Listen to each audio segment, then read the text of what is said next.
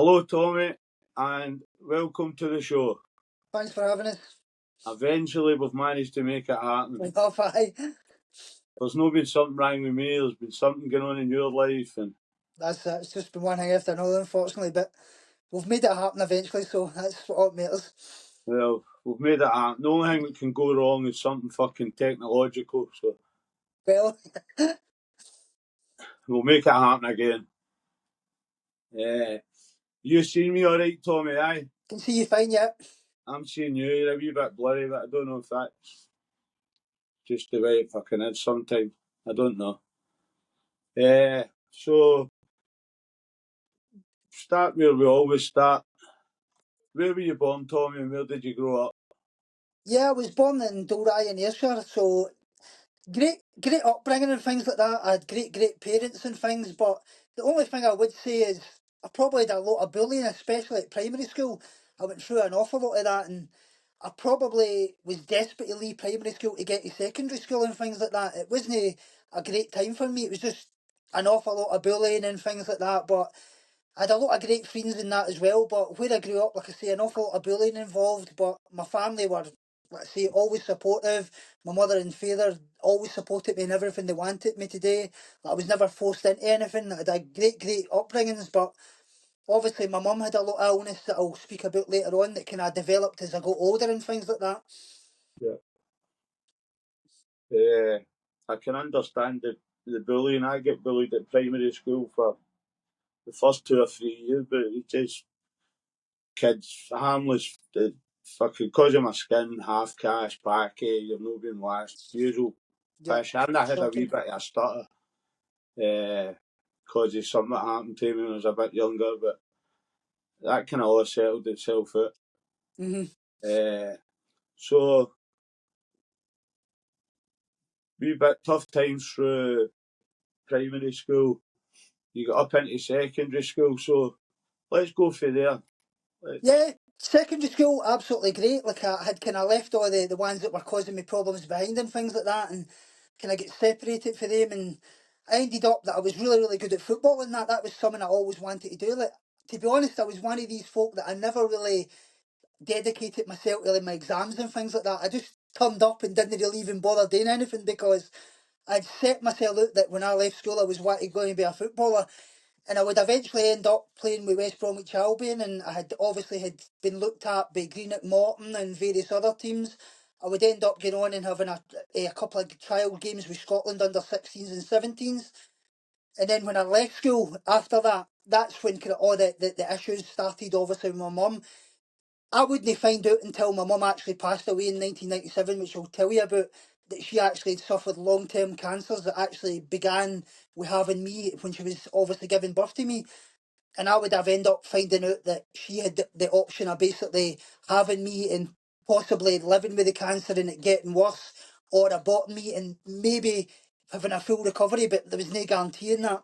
So like I say, round about the age of probably about 14, 15, I started to see my mum kind of go downhill and things like that. It got to the point that she was obviously losing a lot of weight, and I didn't really know what was going on because my mum had never spoken about that she actually had cancer, because I think she was always worried how I would kind of, it would affect me kind of thing. But at the age of 15, it got to the point she was getting that bad, I was having to end up taking her around her in a wheelchair along with my dad. And I kind of really knew there was something no right here, and that was when she kind of told me what was going on, it was cancer and things like that. But she always said, I'm going to be fine, I'll get through this and that, you don't need to worry. She always used to tell me things like, bother about your Christmas, you do this and you do that, and you go on with your life and things. So I really did think she was going to get better.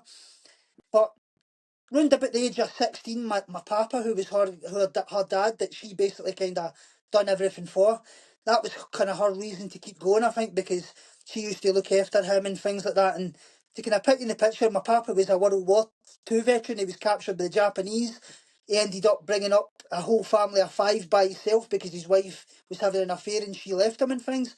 So he was a really kind of tough person. And he was somebody that I could always tell my worries to. Like if I was struggling with anything about my mum or that, I could go and speak to him, and he would end up telling me things that he wouldn't tell the rest of the family. So with that kind of really close relationship, but Yeah. he started to suffer like gangrene in his foot, basically, how it started. It was because of type 1 diabetes, sorry.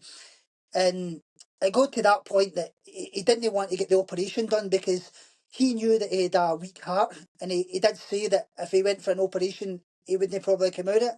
So it got to that point that his foot was basically rotting away. There was bone coming out and all kind of sorts of things. But I remember this week, just before he passed away, I suffered a kidney infection, and I was up at his house. He was looking after me, and he kind of get a late onset of Parkinson's disease. So he started to get this kind of trembling of the hands. And I remember that day he was looking after me. He didn't seem right at all, and he kept like heavy breathing and clutching his chest. And I said to him, "Look, are you okay, Papa? Like, I need to tell my mum. I think I need to get a doctor. I don't think you're right." And he says, "No, don't you tell your mum, and don't get a doctor." He says, "Your mum's really ill. Don't. I'll be fine." And now I left that night, and every night before you left him, I would always say, "I'll see you in the morning, Papa," and he would turn around and say, "I love you, son. I'll see you in the morning." That night, I said to him, "I'll see you in the morning," and he just turned around and gave me a smile, and it always kind of resonated with me that he knew something was happening. Now that next day, I ended up going silly enough going and playing football, and even with that kidney infection, and I just seen the police walking down for the football pitch, coming to speak to my dad at the side of the pitch, and I instantly knew there was something wrong. He'd obviously passed away, and it was actually my mum that found him. She went up to give him his lunch, and she had to get somebody to kick in the front door. That was kind of at that point when my mum kind of went really downhill. It took the fight out of her because like I say, you never heard her actually say that she was struggling, but she turned around to me and she says, "I don't think things are good. I don't think things are going to work out." She says, "But don't worry, you'll get your Christmas." And that next month, she ended up passing away. And what happened with that was she was actually taken into the hospital basically for a routine thing. So she started to suffer like this kind of fluid gain in her stomach that was caused by the cancer. So she had to get that drained constantly. So she went in this day. Everything was sounded as if it was going okay, but we ended up getting the call saying that she'd really get ill and we were to come in and visit her. And we spent the next like whole week in the hospital, and I was beside her bedside all the time, along with my dad and various members of the family. The funny thing is, my mum always said to my dad, which I wouldn't find out till later on, was that if anything happened to her, she didn't want me to be there, and that she didn't want it to happen in the house. And if it was in the hospital, she didn't want to see me to see her passing. Now, I would end up getting into the wee visitor room, and I fell asleep, and next minute my auntie walked in and woke me up, and she says, "Your mum's passed away." And I was just in bits. Like I blame myself massively because I didn't get to see cheerio to her and things like that, which I know now is silly. That was really her wish. But after that, I things can kind of I can things. understand that. I lost my mum to cancer in December, 6th of December 21. Sorry to hear that. She was only 58, My mum and was 50. I'll tell you, losing a parent is probably one of the sorest things. And I still don't Absolutely. even think I've grieved properly or came to terms with it.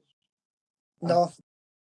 That'll happen through time. So sorry to interrupt you, Tommy. Just No, uh, it's, I'm absolutely sorry to hear that. Just to kind of reiterate that, I don't think you ever deal with it. I think you just kind of learn how to live with it, unfortunately. That's how I feel about it. That there's always going to be something that kind of, you pick up some memory of them and that reignites things. But yeah, well, like, but I've I this this is what makes me laugh now when I see a picture of my mum. aye, When I went to prison, a few friends and family and everything had agreed to pay. I think there was 8 or 9 of them agreed to pay 15, 20 quid a week to pay my yep, mortgage and council tax, so my wife wasn't left with any problems. yep, So it turned out that the fella who collected the money every week was giving it to my ma, and my ma was giving the money to my wife, right, and my ma was saying to my wife, "There's William's half," and she was keeping her half. And see, when I look at a picture there now, I just burst out laughing because aye, yep, it's just everything happens for a reason, and that if I'd found out before she died, that's what happened. I'd have went fucking nuts. But It just makes me laugh. I know. No, I can look at a picture now and fucking just laugh. So that makes it a wee bit easier. Absolutely, yeah. So you're in secondary school. You're still in secondary school when you lost your mum. I just literally left secondary school, so that was 17. So at that point, like I say, I was working a part-time job because the way my football worked, I was basically a developmental footballer, so I wasn't like earning money per se. So I ended up working in a slaughterhouse, basically doing like meat packing and things like that. So that's where I was at that point. But what actually happened from then onwards, basically I was starting to I had this thing in my head that basically when I was at my work, I was constantly going into the toilets and things and just breaking my heart. Like, couldn't cope with anything because I'd obviously lost my mum. Didn't know how to deal with it, didn't know how to speak to anybody.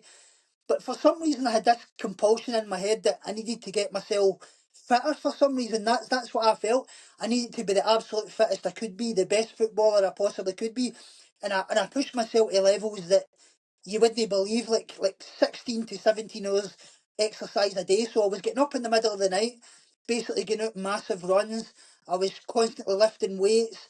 I would end up getting up in the morning to go to my work, and I would run a 10-mile run just before I would go to my work, get straight onto the train, go and play football at night. And I was kind of cutting down on food. Like, I noticed that I was thinking to myself, like, I can't eat this, I can't eat that, because I would maybe somehow get fat and things like that. But I didn't have a clue what was going on. So this probably went on for almost about 2 years. And then what actually happened at that point would I would end up kind of losing my footballing career because I ended up collapsing on the pitch. Just didn't have any energy, lost a massive amount of weight, ended up getting put onto a peg tube, which was a peg tube through my stomach to basically feed myself up. So basically because I wasn't eating enough really. But I still didn't have a clue what was going on about any kind of eating disorder. I didn't even have a clue what an eating disorder was. You certainly didn't hear about it. And then that probably went on for about the next year, and I would make a decision. So to kind of put you in the picture, my cousins over in Australia, which is my mum's side of the family, her sister, her two daughters, they both have eating disorders as well. Now, there is a link now kind of showing now that anorexia and bulimia and eating disorders, they kind of run in families because there's a genetic link that they say. So that's maybe something that I didn't know about, but that is there. So I would end up getting over there against doctor's orders. So I wanted to go and visit them in a 6-month visa, and I was extremely unwell. So, but I did that because the reason for that was I was constantly going back and forward to the doctors at that point when I didn't know what was really wrong with me, and I was saying to them, "I'm losing weight. I just can't cope with losing my mum and my papa. I just feel like everything's going wrong. I don't know what's wrong. I don't know how to deal with it." And they kept saying to me, "You're suffering with depression. You're suffering with grief. Here's antidepressants. Come back and see me in 3 months." Now, this constantly went on for about 2 years, so I kind of gave up. And when I went to see him about actually going to Australia, he said to me, "If you go to Australia, you're not going to come back." And that was his exact words to me. And I just didn't believe it because I thought, well, you've always said there's nothing particularly wrong with me, that it's all in my head that these antidepressants are going to be the answer. So I would end up going to Australia. Over there in Australia, I took massively unwell because it was at that point when I went to Australia, I really did know that I had an eating disorder. That's when it sunk in. And it was probably because with my family over there, I kind of seen how they were struggling with it, and I thought this is definitely what I've got. So I ended up starting to make myself sick. I had this kind of compulsion that I could eat whatever I want, but I could get rid of it somehow. So that's what I started to do. I started to make myself sick, and I was taking laxatives and things like that, all kinds of crazy things like that. My holiday would be cut short to Australia. From Australia, I would get sent back to Glasgow, and then shortly after that, I ended up suffering a massive heart attack, and I was in a coma for 4 months. And I ended up waking up for that, and that's when I was first diagnosed as actually having anorexia and bulimia. So it taken that kind of serious state, I actually nearly losing my life to get fully diagnosed as actually having that. But Yeah. back at that point, anorexia and bulimia weren't kind of understood. It was kind of called the swimmer's disease. They didn't really know anything about it, so they ended up getting the Daily Record and various other newspapers to come in and take pictures of me standing with boxer shorts on, and I looked like I was like 4 stone at that point. No, I've seen the pictures, Tommy. You would think a doctor would have fucking recognised you getting thinner and thinner. Aye, yeah. would maybe start to query something at least rather than just saying you're fucking depressed. Absolutely. But And as I say, that really went on for. I was in that hospital in Gartnavel for probably about a year and a half. They basically kind of fed me up through a peg tube and things like that. But because of the weight loss that happened, I ended up suffering sciatic nerve damage below the left knee, and the reason for that was basically because of all the muscle wastage that happened. So to this day, I've still got no feeling below my left knee. So my foot actually at one point was kind of a drop left foot, so I was walking in the side of my foot for probably a long time. So I ended up having to learn to walk again, which they said I would end up being in a wheelchair for the rest of my life. But now I can actually walk normally, I can run normally, but that's still there. I just learned to yeah, cope with it, but I lost my footballing career for that. So I get out the hospital probably about the year 2001. Now, when you've got this eating disorder, to kind of put you in the picture of what it's like, a lot of people think it's like schizophrenia when I talk about this, like internal voice, like screaming at you. Whereas like schizophrenia is like an external voice outside you. This is basically the inside of your head basically fighting against you. So every time you try to like eat anything, it controls your every movement, it constantly belittles you. So I didn't have that eating disorder voice again. I thought I was fully recovered. So I would end up getting back to work. I ended up working in a warehouse at Alliance Wines and Beef. I would end up meeting my wife, who would soon to be my wife, Laura. So we'd end up getting married in 2006. Like I say, my life was absolutely great. But what actually happened was she ended up suffering 4 miscarriages, which was misdiagnosed as polycystic ovarian syndrome. It actually turned out it was ovarian cancer.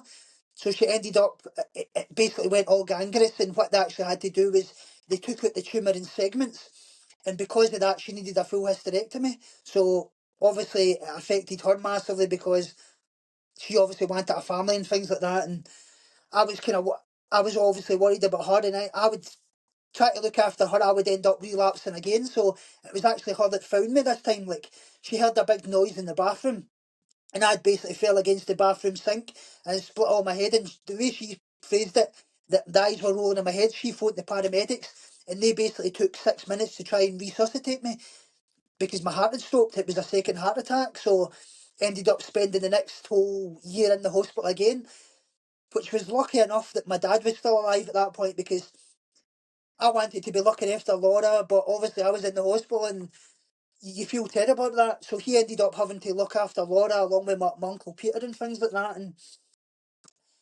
I would end up getting out the hospital, like I say, a whole year later, the exact same kind of thing, because when you get into the hospital, they basically kept putting me into a psychiatric unit because in Scotland there's no kind of like eating disorder specialist units apart from things like the Priory in Glasgow, but you've got to be able to have a lot of money to be able to go there kind of thing. yeah, I had actually met all the criteria to get NHS funding to go to the Priory, but what actually happened was they came down to visit me, and I was in Beeve at that point in Ayrshire, and what actually happened was my GP surgery, they didn't have the budget to afford it, so they ended up keeping me a psychiatric unit. So every time I was getting to the psychiatric units, they were basically just getting me in there and basically putting weight on me and sending me back into the community with the exact same problems that I had, which was no dealing with the grief and things that would cause all eating disorder. Because really, an eating disorder is a coping mechanism. It can be anything in your life that triggers it. It can be bullying, it can be abuse, it can be grief, it can be anything like that. Like, obviously, there's a genetic link there as well, like I say, but it is a coping mechanism. And for me, it was basically punishing myself because I wasn't dealing with the grief and things like that. So, like I say, I would end up getting back out of hospital. But at that point, when I get back out of hospital the next year later, my dad was obviously a type 1 diabetic all his life. He suffered this right at the start when I was just born. And he actually ended up getting the very same thing that my grandfather had. He ended up suffering like gangrene in his left foot. He got 2 of his toes amputated. They tried a lot of different things like maggot treatment and various other things. Didn't really work. But because he's really kind of, his diabetes wasn't really regulated very well, and he would end up suffering a massive stroke, which paralysed him on his right side. So me and my wife and a close friend were actually kind of caring for him 24/7, along with a carer that came in first thing in the morning and gave him his insulin and his breakfast and things like that. So his kind of health went on really, really bad for about 2 years. And then 2014, he actually suffered a massive stroke again. And this time it was fatal because his heart was barely pumping. And what actually happened there was he'd end up passing away in 2014. And it was kind of at that point that something kind of clicked within me. Like, my dad had always said, like, don't do it for me, don't do it for your wife, you've got to want to do it for yourself, don't do it for the memory of your mother. And I just always wished I would have been able to recover for him as well and done it, even though I had that 6 year period where I was really well before I met my wife and things. But I didn't have that period that he'd really seen me at my absolute best. And it was basically because I was sick and tired of being sick and tired. I just had lost that much of life and I wanted to live it for my wife, for myself as much as well. And like I say, I've been fully recovered now for almost 8 years and things like that. I do a lot, obviously, supporting people for eating disorder charity, See Me Scotland, who's the mental health charity, and Support ED, which is the other Scotland's eating disorder charity. So I support people online, I meet them in person and help them through their recovery, and I support carers and things like that. But it's just been one hell of a journey, and like, I don't think a lot of people can understand like, really what an eating disorder is, because a lot of people think that an eating disorder is like this female illness, where that's far from the truth. Like, the truth of it is, it's 50-50 men and guys, but men and women, sorry. But the real kind of barrier there is that a lot of men won't come forward because there is that stigma that it is female and they don't want to be seen as less than a man, so they kind of help withhold it and end up when they do get really treated, they're most ill, and that's sometimes the barrier that you just don't recover fully. Do you feel when you were going through it, Tommy, that for the lack of a better word, you were discriminated against because you weren't a female? Do you think it would have been different? Yeah. Absolutely, because even when I was getting treated later on, like the male doctors didn't really understand anything, but I noticed when I was going to the female doctors, they were more open to it, and I think it's probably because they had a better understanding of it. But the male doctors just kind of just a lack of awareness, and it's probably because I've actually found out recently that through the whole GP's kind of training and things like that, they only actually get 2 hours to 5 hours of training on eating disorders. So they don't really know anything about it, really. That's the truth of it. They understand it in females and they can see it, but if a guy's coming forward and he's maybe like an eating disorder in itself is not just about looking thin. You can act, the biggest eating disorder out there is actually bulimia, and for all the times most of the folk with bulimia they look normal, they're a normal weight and things like that. They manage to live their life, but that goes under the radar because you don't look that certain kind of stereotypical thin person.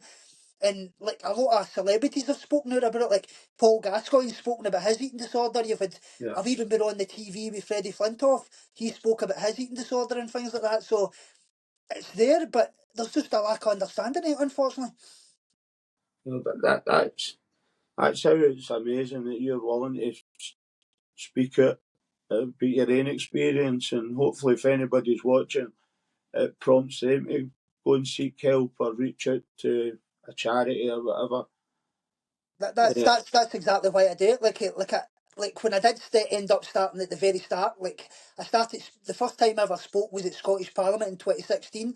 So I spoke to them and things like that, and then it kind of got out into the paper. So I've done like obviously BBC News, I've done STV, I've spoken at various different conferences, I've been on all the newspapers and things. But through that, I noticed that a lot of people were emailing me and things like that and saying that they had an eating disorder or their son had an eating disorder or their partner had an eating disorder, whether that was female or male. It was both, and I realised that they were asking me for kind of advice and things like that, and how maybe they could relate to things. And I thought, this is not just going to help me, like, because I think for me speaking about all the issues that caused eating disorder, it's really, really cathartic. It lets out everything I've bottled up, and it wasn't just helping me, but it was helping other folk as well. So that's really how I do it. I think that's the most important thing. I think you've got to be understand that your journey can some way can help other folk as well. Do you know, think it's a good feeling helping people? Absolutely, I think that's what life's all about. See, like the truth of it, like money and all that garbage that that everybody craves and things like that. The truth of it is, we're really here to help folk. That's what life's all about, and you've got to understand that really. Yeah, I totally agree. I spent the best part of my life fucking hurting people, not helping them. And when I started helping people, I don't know, you just felt it's better than drugs. Absolutely. Like I was a terrible person. See, at the very height of my eating disorder, like to kind of put you in the picture, like an eating disorder, I think's like a demon. It controls you. Like I turned into a really different person. Like anybody that would try to help me, I would basically just lash out at them. Even my dad, I done that one time to my dad. Right, and my dad done the right thing because I turned round to my dad one time when I was in the hospital, and I turned round to him and I says, "You know something? I'm in here because of you. You just want to look me up. You don't want me. You want me getting like what you want and things like that." My dad turned round and he says, "I'm not speaking to my son." He says, "Whoever I'm speaking to, that's no my son." He says, "And you know something? Until you get yourself better, I'm not coming back in." And he did that, and I think that was a great thing because I would lash out at anybody that tried to help me. Like I was just the things I would say to folk was just like I don't know where they were coming from. It wasn't me, but I take full accountability for it. Like the folk that I've hurt in some way, I try everything I can to make it right. But I know some folks still don't speak to me this day because of the way I was back then. But I take full accountability for it. But it really wasn't me. It's just it's it's horrible what it does, and Yeah. I was a terrible person at one point for sure. I'd like to touch on the point, Tommy, if you don't mind. When you finally opened up to your father, and your father was a kind of old school, don't Yep. talk about emotions, fucking just go on with it, Mm-hmm. don't feel sorry for yourself type of. It was same as most people's dads are fucking old Aye. school. But to explain that story, I think that's a brilliant bit of the story. Yeah, well, when I was in the hospital, like the nurse had actually come in. They brought in a male nurse at this point because when I was in the hospital, they actually put me through like an NHS pilot program, and it was basically because when like I say, I was in psychiatric units, they didn't understand anything about an eating disorder. So their kind of way of doing things was they would follow me to the bathroom. There'd be somebody sitting outside the right beside my bed 24/7, watching me, watching everything I ate and things like that. But they actually sent in a male nurse, and he kind of come in and started to speak to me. Because I think that kind of was a better way of speaking about it, because they thought to themselves that if they send in a male nurse, it's maybe more relatable because I maybe couldn't speak to a woman. So my dad came in and they started speaking about things, and my dad kind of like the guy spoke to my dad and he said, "Look, if you want to speak to your dad, I'm here to help you." And I kind of spoke to him and I told him like everything that was going on. And my dad was this kind of person. Like I remember him when my mother passed away. His kind of method of dealing with things was a man keeps his tears to his pillows. That's what he always said. So that's how I always dealt with things. I didn't want to really open up about it. But when I opened up to my dad and I told him what was going on and everything, he says, "Look, I love you. I'm here to support you. I've lost my wife. I don't want to lose my son." And that was kind of crazy to me because I always thought my dad would be the exact opposite. But I think it was really because that love was there and it was his son. It was a totally different mate. He was probably very like that for himself, i.e., keep his tears to his pillows. But when it came to his son or anything like that, it was probably a lot different. And that just kind of, I think that was a big barrier for me, and that probably helped me an absolute lot to actually open up about things and try to deal with things. And because, especially when eating disorder, you need that kind of support network because folk that haven't got that, I think that's the biggest barrier how they don't recover because you can't really deal with yourself. Like you've got to have somebody there, and it's unfortunately it's really really hard in the whole family. Like the truth it is, it's not just the person that's got the eating disorder that suffers; it's everybody around them as well. But you really need that support network, and to have my dad and have my wife and things, I wouldn't be here with it today without them. Yeah, that just goes to show, even if you think somebody will not open up, just try. You Yep, might be surprised. I thought that was a really nice part of the story. Uh, and then for your dad to, for the first time ever, open up. aye, No, it just shows how much love, shows how much he loved you. absolutely. So you've been doing well. before we move on to what you're doing at the moment, what was your life like, Tommy, living with that day to day? Well, it basically took everything away from me because an eating disorder, like, as weird as this sounds, it wants you to be its best friend kind of thing. You think that is your identity. Now, the problem with that is, like, I see it today with everybody that are supporting things like that. They always worry who they're going to be without the eating disorder because it kind of becomes who you are. It becomes your identity and things like that. It takes everything away from you. So my day to day was basically stuck in a house 24/7, controlled by the eating disorder voice. So I couldn't eat this, I couldn't eat that. I had to move so much, so I would have to do like so many steps. I would end up my whole life was regimented to the point that it was kind of like obsessive compulsive disorder. Now that's something actually I would say as well when I'm talking about obsessive compulsive disorder. There is a genetic link that says that if you've actually had obsessive compulsive disorder, you're most likely to suffer an eating disorder down the line. Now, before my mum actually passed away, I was probably about 12-year-old at this point, so I didn't know anything that my mum was actually ill at that point. I did have obsessive compulsive disorder, certainly, because my mum had been taking me back to the doctors constantly because I was washing myself like up to about 12 times a day. It got that bad that my skin was absolutely red raw, and I was having to do everything down to the time when I went to the bathroom, when I ate my meals, when I had my clothes sitting out. Everything was regimented. No, I did recover for that, but that definitely did have eating obsessive compulsive disorder. But definitely my life when day to day was just the eating disorder voice just kind of screaming at me 24/7. I lost all my friends apart from one, like my school friend Gareth. It's still to this day. He supported me all through when I was in hospital, come in and visited me constantly. He's probably the only one that kind of stuck by me kind of thing, and that was really because I didn't want to see anybody. Like that was my life. It totally kind of ruined me really. And yeah, it's just a demon that controls you constantly. It's there 24/7. Like I think in a way, like I used to get like probably no as much suicidal, but definitely suicidal ideation. I had all these kind of ideas in my head how I would like end my life and things like that when it really got bad, but I never ever did it because I didn't want to hurt my wife and things like that. That's the truth of it. And if it wouldn't have been for her, I probably would have carried through with that. But it was just torment 24/7. It's like it's no life at all, really. And see your friend Gareth, was she the sort of friend who told you what you didn't want to hear, but was the you You like needed to hear?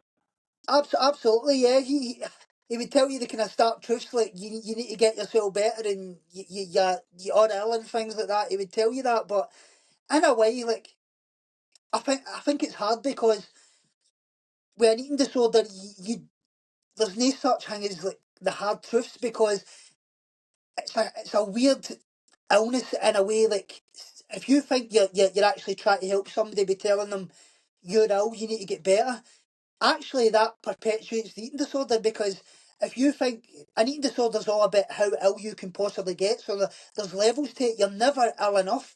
And if somebody tells you that, automatically you think, oh, great, I'm doing well, so you need to keep going. It's a Yeah, difficult illness to try and deal with. yeah. I I try and keep people. See the people who tell me the things I don't want to hear, but it's the things I need to hear. That's the people I value in my life because Absolutely. I've got one like that. My mate Darren, he's very like that. He'll tell you exactly. But it comes from a place of love, and you know that he loves you and he's doing it for the right reasons. But he'll tell you straight to your face, and that's the kind of folk you want. You don't want folk that's saying one thing to your face and another behind your back, which unfortunately that happens a lot. I would rather folk that's straightforward and what you see is what you get. yeah, 100%. Because if you surround yourself with fake people, they've not got your best interests at heart. No, The absolutely not. people, the people who maybe say something to you and it hurts your feelings, they're the people who they've got your best interests at heart, Yep. and you can always rely on their opinion because they're going to be honest with you no matter what. Well, that's exactly it. That's the kind of folk you want around you because that's I would say in life the most. the true wealth is your health and the folk that really care about you, and that's what really matters. Definitely. So you've been going through this for years. You've explained a wee bit there what it's like. What actually led to the heart attack and the coma, Tommy? Yeah, well, obviously, like I said to you earlier on, I was obviously making myself vomit and things in that at one point. So, and obviously taking things like laxatives and things like that. So that's basically just a way of purging things because you want to get rid of calories and things like that. Now, the risk of that is that you obviously can like imbalance electrolytes in your body. So things like potassium, magnesium, phosphate, and things, they all regulate your heartbeat and they can cause things like cardiac arrhythmia. They can actually cause a heart attack right away. So basically, it was potassium loss that was the main thing. So when you're making yourself vomit and things like that, you're losing potassium, and that is most of the time which kills a lot of people with eating disorders. It's mostly the vomiting and things like that because of the potassium loss, cause it can cause an immediate heart attack. You've been through this for that amount. Just for anybody listening who you have a sickness and diarrhea bug, after 3 days you feel the floored. You can't. You've got no energy. Yep. How did you manage to keep going? Keep pushing. Yeah, a lot of folks say that, and it's pretty weird actually. Like a lot of people with eating disorders, they seem to get this energy that's just unbelievable, and it shouldn't really be there. And it's mostly because it's adrenaline more than anything. Like you get this massive adrenaline rush.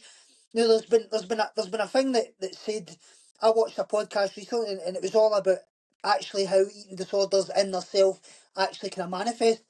They said that if you can imagine when we were hunter and gatherers back in the day, we would obviously migrate and look for food and things like that. So your body, when it's starving, is got an inclination to migrate and look for food. So you start to expel this energy. So a lot of people will do a lot of exercise, and it's because your body's actually starving, it's looking for food.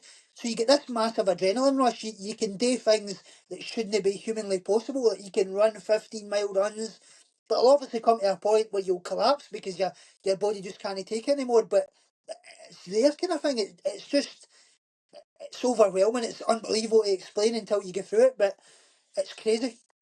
It's it's I, it's a hard thing for me to understand. The only eating disorder I've ever had is I eat too fucking much. Well, Too much of the wrong stuff. nothing wrong Uh, with that. so you've been through all of that. I know you've got personal problems still going on. We'll not touch on them. They're personal, Tommy. Yeah. But you're actually, how many charities is it you do volunteer work with? Four. So beat the eating disorder charity is the national charity for the whole of the UK. I do with Support ED, which is the Scottish charity. They're basically a community charity, so they do like one-to-one befriending and things like that. So you meet people online and in person as well and support them. And then See Me Scotland, and obviously I do like various things through other charities as well. So I've really can afford that I do a lot of way. It's very commendable that you didn't just get better and go and focus on your own life, that you've actually, and that's what I like with people I get on the show, that they go through their own troubles and once they sort themselves out, they help others. Well, I think the way I look at it, you don't get through all that pain for no reason. And as weird as this is to say, I somehow think that God made this my purpose. Like I went through this for a reason. As strange as that is to say, like a lot of people always say to me, "Oh, your story's unbelievable" and things like that.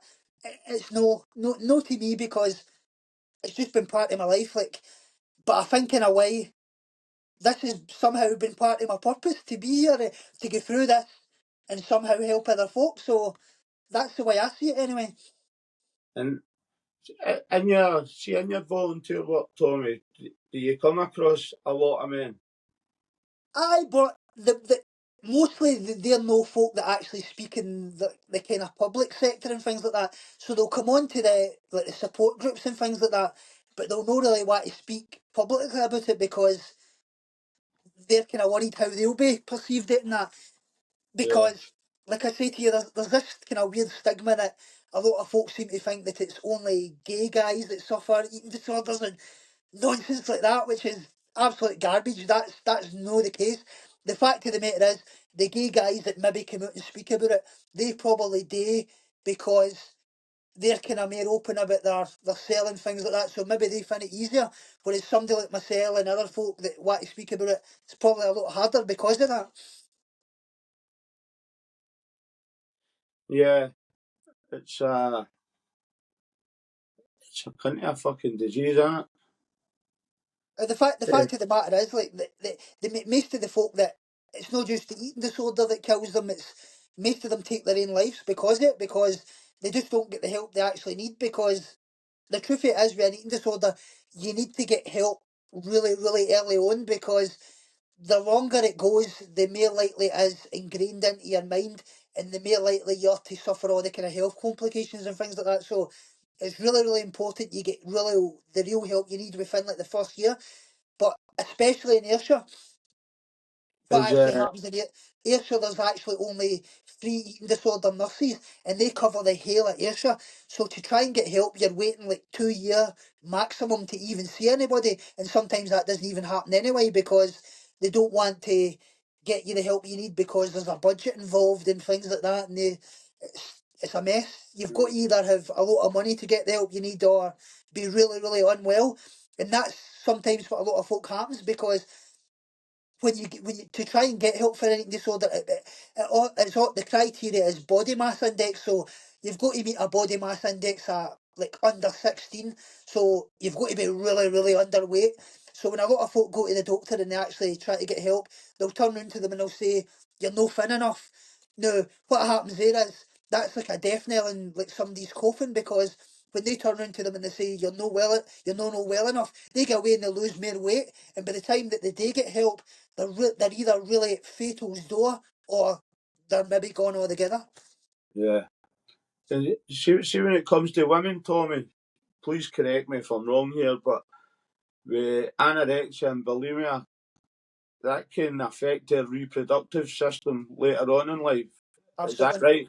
Aye, absolutely.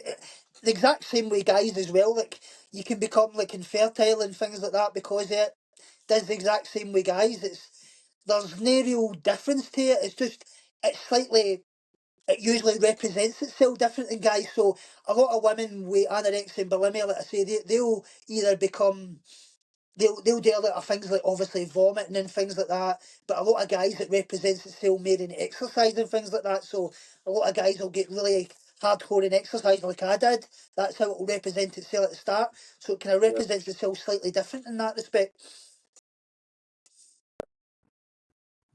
It fair takes its toll. Uh, is there anything you'd like to speak about or point out personally, Tommy, or say to anybody out there?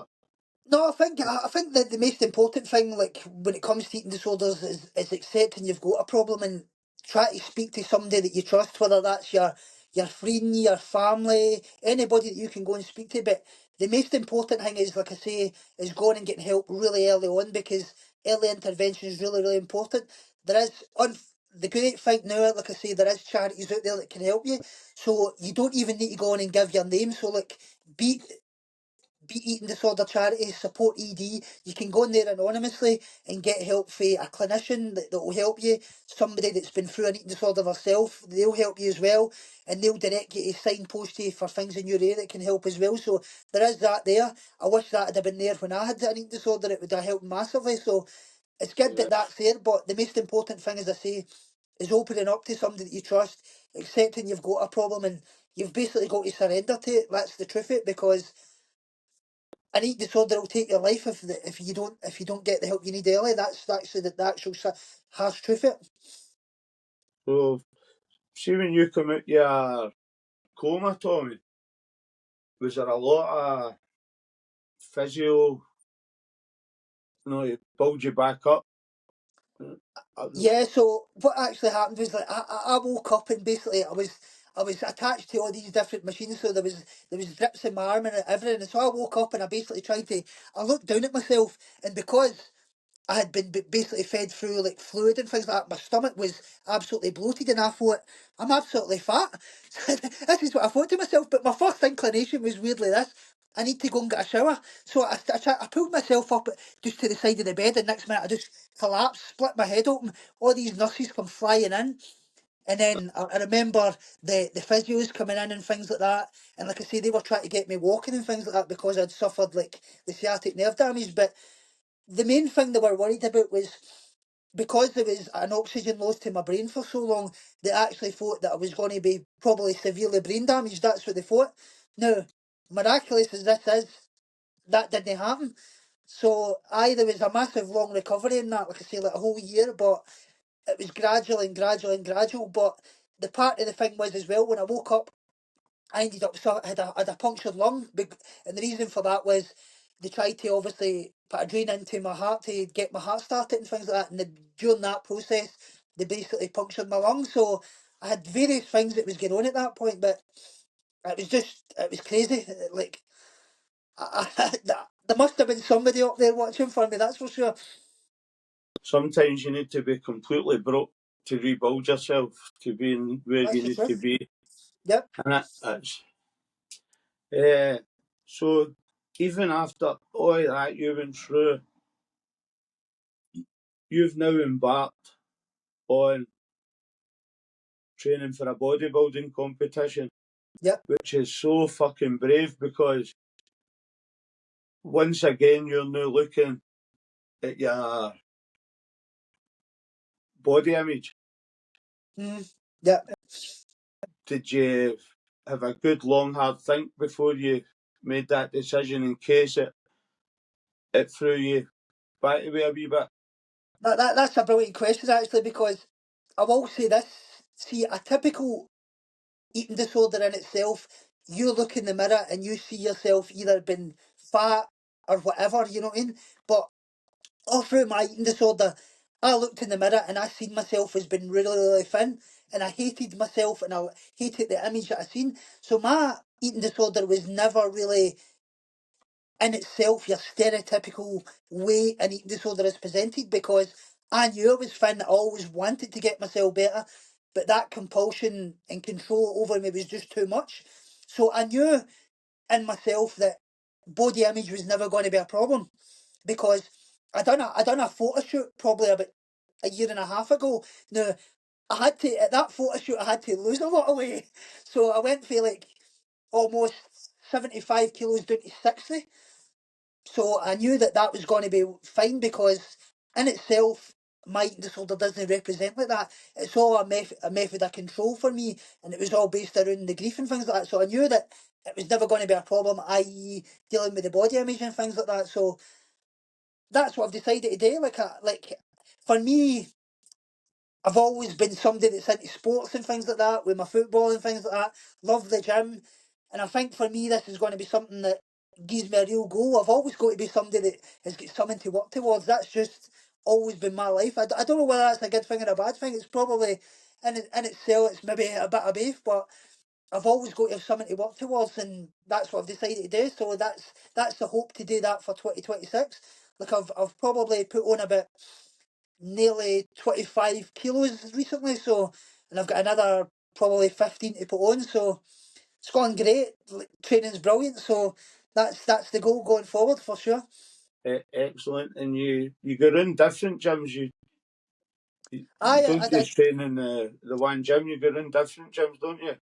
so my training partner Dan, he's actually he's been in the military and things like that, so we train together, so we go to different gyms, so we do like ones in Irvine here, and we go to Glasgow and things like that, just kind of test out a lot of different places and things like that. So it's good to get about and just try different things and different equipment and that as well. Yeah. It's good that you're strong enough to That's the pursue. thing as well, that like I would always say to folk, like, if you have suffered an eating disorder, probably don't go down that road, because you, there is people that I know that's had an eating disorder and have went down that road and they've recovered fully, but you've got to be in a really, really good place. And I think the most important thing is that you understand what your triggers are. which is mostly important, and you're really, really aware, and you've got things in place, coping mechanisms and things like that to deal with that. I knew right from the start, like I say, where I stand and everything that I've been through and what my kind of triggers were. So that's where I went. But for a lot of people, probably when you get to the dieting side of things, that's not going to be good for folk, because though bodybuilding is a health-based thing, it's not really healthy, if you know what I mean. Because you get into a point where you're obviously having to do a lot of dieting and obviously cutting water weight and things like that, which is no great in itself. That's where you've got to be careful, and Yeah, that's more the issue that I worry about, because obviously I've had the kind of heart issues. I've got to be really smart about obviously kind of the water weight side of things, like cutting potassium and things like that. That's where I really need to be careful. yeah. But I've Do got a you, great coach that deals with all that, so was there ever any lasting damage to your heart after your heart attack, or did you recover fully? yeah. Well, the thing I recovered fully, but what actually happened was 2020, 2022. Sorry, I suffered a cardiac arrest. Now they think that that was related to the COVID vaccine. That's what they think, because I actually went in for a mammogram. So I've got a big lump just under my left breast, basically, and they thought it was basically cancerous. So I went in for a mammogram. It turned out it was actually just a benign cyst, so they drained it. But when I was getting the mammogram done, halfway through it, they basically take like a certain amount of images, they stop, and then they do the second amount. Halfway through it, they stopped, and I just felt like there was like tons of bricks sitting in my chest. And I asked the nurse if I could take off my mask, because I had to wear the mask at that point. And she says, "Aye, fine." And I couldn't breathe properly. The next minute, I just collapsed. And I woke up, and the whole room was spinning like 100 miles an hour, and there was all these nurses around me, and they basically gave me CPR for 3 minutes, and it turned out I had a cardiac arrest. So I spent like a whole week in the hospital, and they reckoned it was basically because of the COVID vaccine. That's what the paramedic reckoned, but Cross House Hospital said it wasn't anything to do with that, and they never came to a conclusion of They'll, what they'll, actually caused it. they'll never admit it. Aye, because he said his exact words were, did this boy ever have a D dimer test? So he was asking them to test my blood and things like that. They didn't do that. They basically done an ECG and things like that, which showed my thing was all over the place, but they basically didn't have a clue. They didn't know what caused it. It's still Yeah. been left at that. Anybody, I don't know, but as the years have gone on for this, or the world's went fucking nuts for this started, but anybody, you've got to be careful what you say, because they'll take your fucking videos down. Well, that's it. But anybody who had the cure, shall we say, I notice it's people who's had the cure that are the people who keep catching it over and over and over and over. People who never took the Yeah, cure are very rarely catching it, and when they do, it's a fucking cold. that's the truth, unfortunately. Aye. No, it's a cold. Yep. That's it. We were duped and we were fooled. Aye, it's mad. But life goes on, Tommy, doesn't it? Absolutely, that's it. You just got to make the best every single day and try to do good for other folk. I think that's the most important thing. That's what life's all about for me. Yeah, I'm the same. I just want to help people. I want to leave a better legacy for my son. Yep. And I want to have I don't know, I just like helping people. It sits right, makes me feel good. I Well, don't really need. you think of what you're doing on here as well. You're helping a lot of folk, because you're getting various different folk on from all different backgrounds, speaking about different things. The amount of folk that'll be getting benefit off of that alone, that's massive. Just people for the schemes, mate. Real people who That's it. Yep. you're giving the voiceless a voice, and Yep. sometimes that's all they need. Exactly. And hopefully they can then go on and change something. And Because it, there's always somebody out there right now that's struggling, that might just need to hear something. You know what I mean? That's the fact of it. yeah, definitely, mate, I see that. definitely.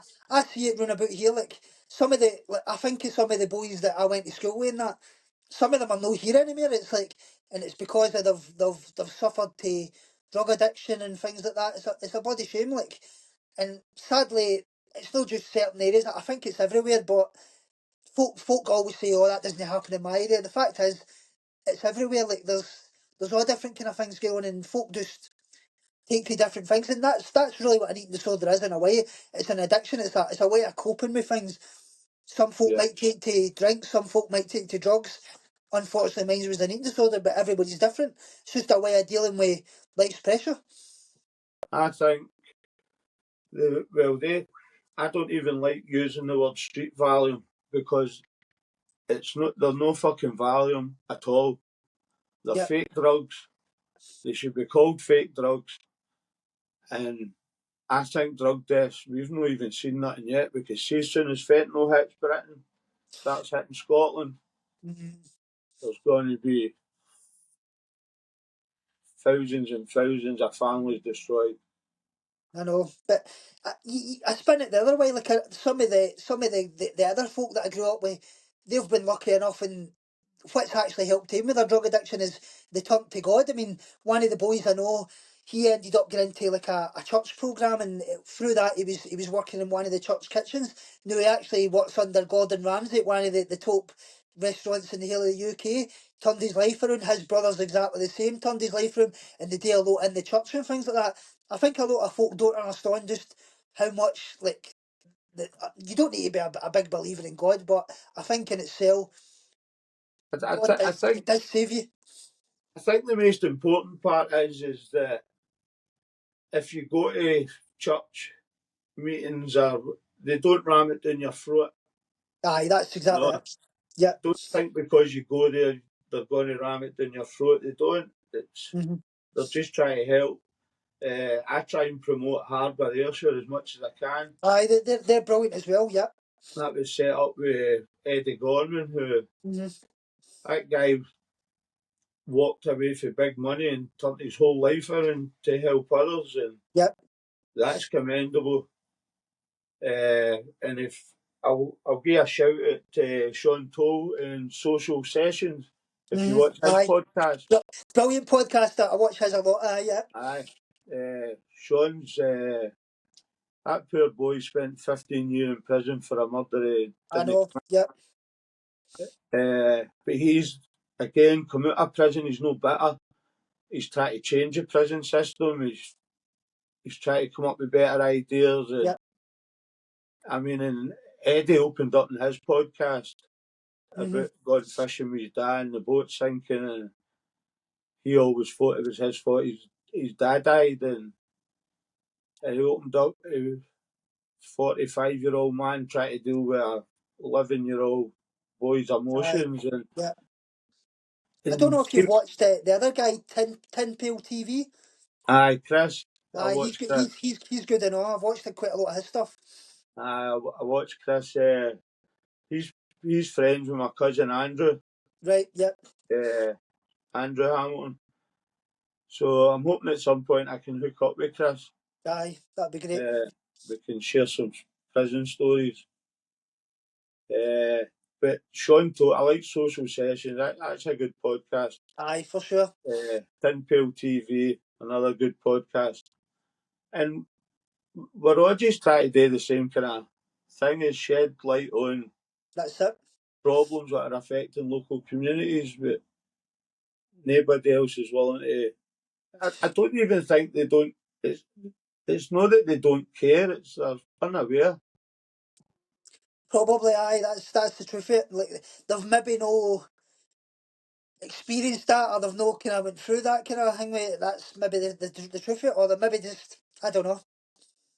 A lot of families have not been through. Maybe anybody in their families had drug problems, or Yeah. they've never had to go and visit loved ones in prison. They don't. Hmm. They've not been in prison. You've got to have really been all these places to understand that there's a lot of things could be different. Absolutely. It just takes the powers to be need to only they can make the change, and they need to listen to the people who's been through it all Yeah. Chinese to need it make with the everything really. changes. But Tommy, there definitely needs to be a part two to this. Absolutely. Yeah. because the closer you get to a competition coming up, That'd be uh, brilliant. I would delight it. I'd like to get you back on and see how you're getting on progress wise and things. That'd be Uh, great. I'm still not 100% after that fucking nightmare and pneumonia. So I know uh, it's. we'll get a wee end here, Tommy, but give a shout out to all the charities. Yeah, well, Beat Eating Disorder Charity, which is the national charity in the UK, they support people either if you're a carer, you've got any type of eating disorder, so you can have binge eating disorder, bulimia, any type of eating disorder. Support ED, which is the national charity in Scotland. They do befriending like one to one, so you can go on there online and get support one to one. You can have somebody like call you once a week. You can meet they can meet you in person as well. And See Me Scotland, which is the charity that kind of ends the stigma of mental health as well. That's the ones I kind of support, and I think they're the ones that's doing really great work in the UK. And obviously Samaritans, I would say as well, really great one that everybody should kind of go to in the moment of need. I think that's a really important one as well. Yeah. And I'll give a shout out to Harbour Ayrshire. So anybody in Ayrshire, and they've even started a course where families of people who have got drug and alcohol addiction, they can Yep, help the families. So they're not only helping the people, they're actually helping the families cope brilliant. with what their family members are going through. So the information's on my Facebook. I think when you're Any, saying that as well, I would say Minds the Recovery. They're a great one for Ayrshire as well. They're really good. They do an awful lot of work. They've actually been getting in and doing a lot of work in the prisons and that as well, like kind of helping folk with addictions and things like that in the prisons and helping them kind of set out plans when they get out and things like that. But they support like families and folk with addictions and things like that. So I've done quite a few of their things at the Cafe Solace and things. I've went to like visit them back and forward just to kind of like speaking to them about things that I've been through and things that obviously with my past with my eating disorder and things, and kind of done a lot of mental health support with them, so they're really good in that as well. uh, so, any last words for anybody out there suffering with anything? What advice would you give them, Tommy? I think, like I said earlier on, the most important thing is try to just kind of speak to somebody. Like speaking about it, I think is half the battle because most of these things thrive in secrecy. I think the biggest part of taking back control and kind of recovering for these things is taking back that secrecy, which is speaking up about it.